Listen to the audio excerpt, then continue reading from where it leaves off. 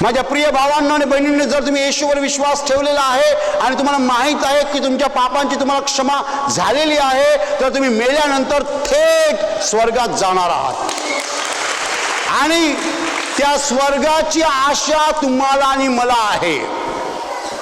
वर स्वर्ग आहे, त्या स्वर्गात मी जाणार आहे, त्या स्वर्गामध्ये येशू आहे, त्या येशूला मी समोरासमोर पाहणार आहे, मी येशू बरोबर बोलणार आहे, चालणार आहे, येशूच्या स्वर्गामध्ये माझा वावर होणार आहे, मी तिकडे अनंत काळ राहणार आहे, हीच माझी आशा आहे। जगावर महासंकटाचा काळ येत आहे।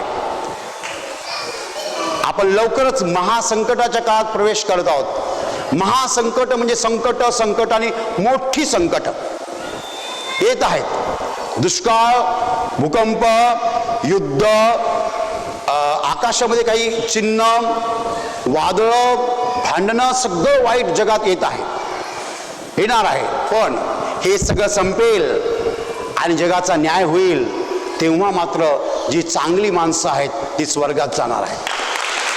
अहो सर्व चांगल्या माणसांनो, भिवू नका आणि रडू नका। तुमचा दुःखाचा काळ एक दिवस संपेल आणि येशू स्वतः तुम्हाला स्वर्गात घेईल। ही आशा आम्ही मनी बाळगून आहोत की आम्हाला स्वर्गात घेतलं जाणार आहे, ज्या ठिकाणी दुःख नाही आहे, अश्रू नाही आहे। या आशेने आम्ही हर्षित व्हायला पाहिजे। ही आशा जी आहे त्यामुळे आम्ही आनंदित व्हायला पाहिजे। मोटरसायकलमुळे नाही, कारमुळे नाही आणि प्लाझ्मा टीव्हीमुळे नाही। आम्ही स्वर्गात जाणार आहोत, त्या स्वर्गाची आशा जी आहे ती आशा मला आनंदित करते, आमच्या जीवाला आनंद देते, कारण आमची नजर जी आहे ती स्वर्गाकडे आहे, पृथ्वीकडे नाही। माझ्या प्रिय भावांनो आणि बहिणींनो, आपल्या सगळ्यांना एकच आनंद देणारी गोष्ट आहे आणि ती म्हणजे स्वर्गाची आशा।